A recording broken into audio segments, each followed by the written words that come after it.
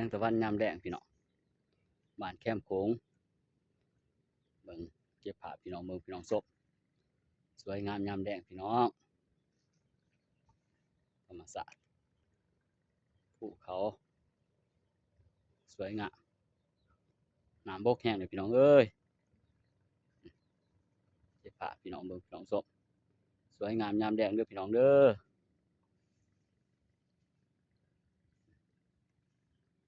ยามแลงพี่น้อง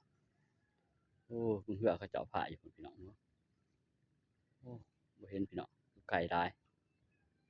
ว่าสิดึงมาให้พี่น้องเบิ่งบ่เห็นพี่น้องบ่เห็นบ่มีเหือแล่นผ่านพี่น้องมื้อนี้เงียบเหงาดีพี่น้องโอ้ภูเขาสวยงามพี่น้องเอ้ยฟังประเทศเพื่อนบ้านพี่น้องประเทศเขมรทางนั้นเก็บภาพพี่น้องเบิ่งพี่น้องซบยามแลงเด้อพี่น้องเด้อเหือแคมทาพี่น้องจะนอนนี่ลงหาปลาพี่น้องเอ้ยเออหาปลาน้ำแม่น้ำโขง